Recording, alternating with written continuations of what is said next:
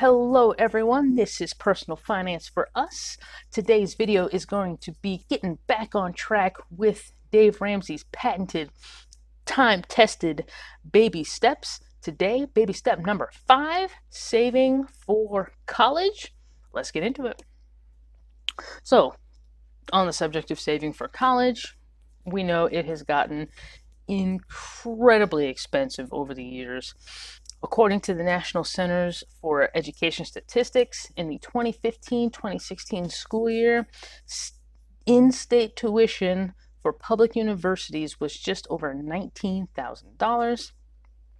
Private universities were $40,000 per year. At least that did include fees as well as room and board. So very, very pricey higher education has become. Now, I found this statistic. I thought it was lower than this. I hope it's lower than this. But according to this, it says on average, tuition tends to increase about 8% a year.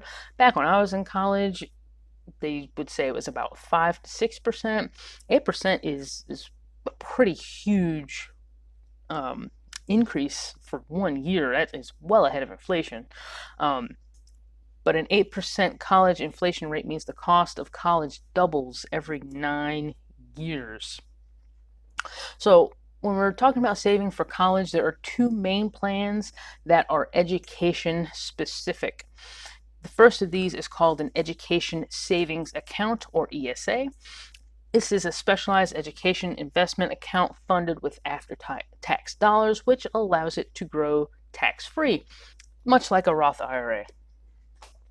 The other plan is called a 529. This is a state-sponsored plan that typically does not have income limits for the parents or the custodians donating to the fund.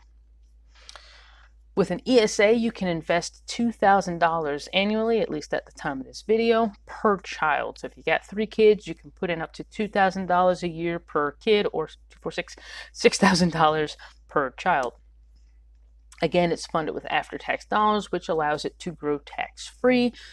This is, again, the government's way of incentivizing us to save for ourselves. However, there are income limits. For a single person or non-married person that's the custodian of the account, the income limit is $110,000. If the custodial people in charge are married, that doubles to $220,000. One neat thing about both of these accounts is that they can really be used for any educational experience, even though they're targeted for higher education. So this money actually can be used for primary and secondary school as well. Major thing about the ESA is that the money must be used by the beneficiary by age 30. Non-qualified withdrawals are taxed, okay? So if Johnny gets 18, says, nah, Mom, I'm not going to school, I'm done, he can't take, well, he can, but if he decides to take the money to go ahead and buy a Mustang instead of a qualified education expense, he will pay taxes as well as a penalty. Now, if you save all this money for your kid and your kid's like, nah, Ma, I'm not going to school, this money can still be rolled over to a qualifying family member as long as that family member is under the age of 30 as well. On the subject of qualifying family member, what is a qualifying family member? Well, the government's definition is pretty dang broad. So, a qualifying family member, according to savingforcollege.com, is the beneficiary's child, grandchild, stepchild, brother, sister, stepbrother, stepsister, you don't even have to actually be related, nephew, niece, father, mother, grandparents, that's weird, stepfather, stepmother, uncles, aunts, second cousins, son-in-law, daughter-in-law, father-in-law, mother-in-law, brother-in-law, or sister-in-law, or the spouse of any of these relations except for the cousin. I don't know why the cousin gets discriminated against, but they can't. All of these people are qualifying family members. The beneficiary's interest can also be transferred tax-free to a spouse or former spouse because of divorce. However, the big thing is the new beneficiary must be under the age of 30 at the time of the rollover, which is kind of the hilarious part about grandparents being included, but I digress. The other plan, 529, can be used by higher income individuals. So if you are a surgeon, you can still use one of these tax advantaged accounts to save for your kids to go to college. You will just have to use a 529 instead of an ESA. This has no income limits and also extremely high contribution limits, upwards of like $300,000. I hope, unless you too are becoming a surgeon, your education will never cost anything close to that. 529s come in two types. There's a prepayment plan where you actually just kind of go ahead and pay for that college tuition versus a college savings plan where you actually would invest the money. Hint, hint, you want to invest the money. Most of these plans do have a minimum monthly payment, but that payment is often pretty low and sometimes is as low as $25 a month.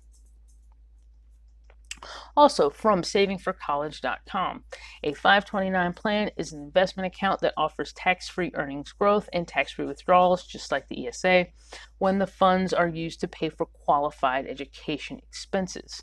For college, university, and other eligible post-secondary educational institutions, so that's vocational schools are also included in being covered. So if your kid maybe doesn't want to go the traditional college route, at some point in our lives, you're probably going to need some sort of further education than a high school education.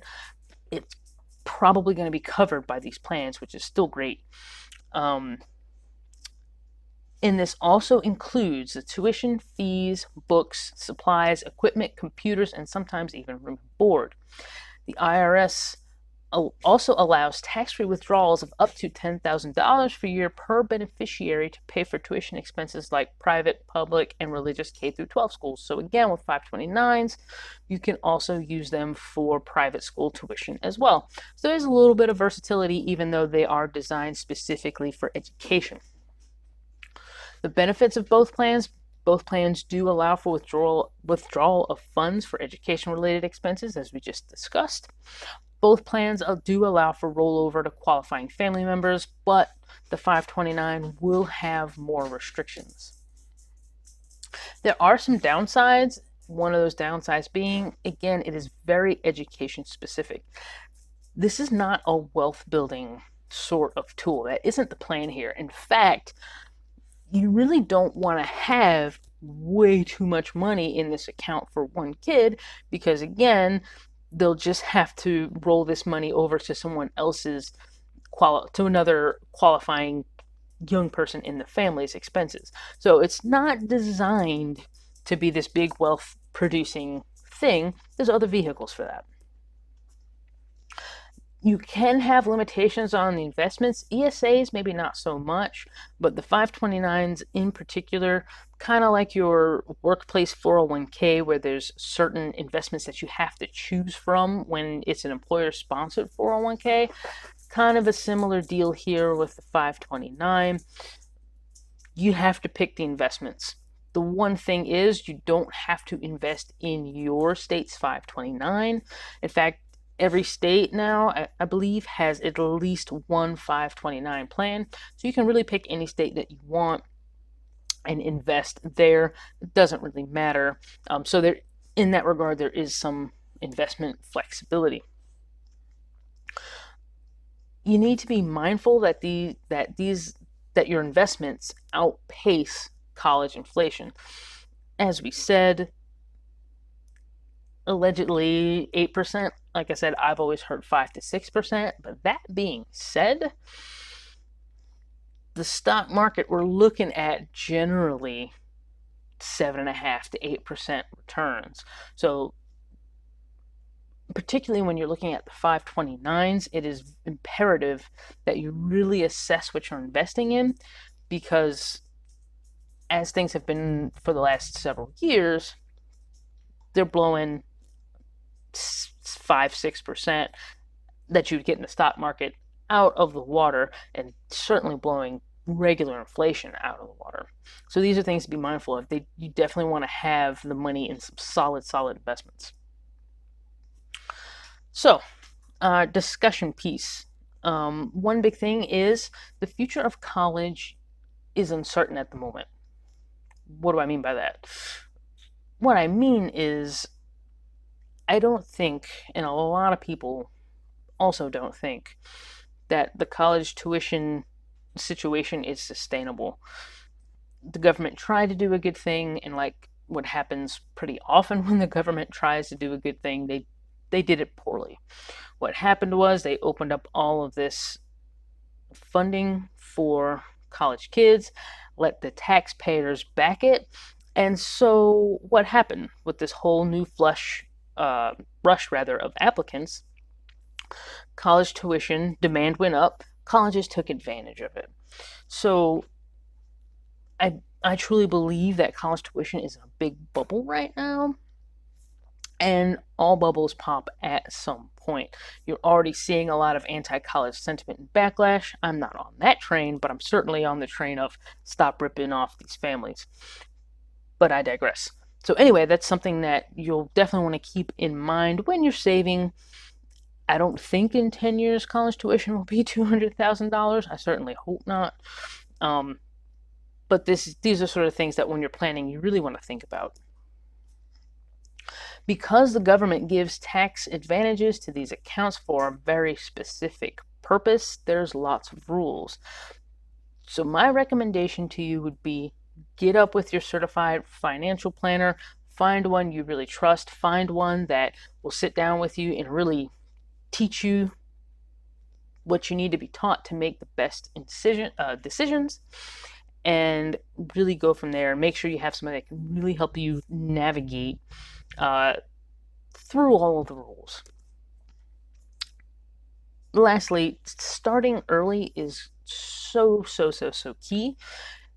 You only have 18 years, effectively. If we assume that your child is going to go the traditional route, graduate from high school, and that next August be in college, you only have 17, 18, maybe 19 years. So you don't want to be trying to start this when the child's 12, 15 years old. By that point, it's too late. The general rule of thumb is money that you need in 5 years or less should not be in the stock market. It's just way too volatile. You never know when the next coronavirus or something like that is going to happen. Imagine your money was still in the stock market and your kid was just about to start the first semester of college when all this happened, and your portfolio lost 30%. That is a ton of money. So early is key.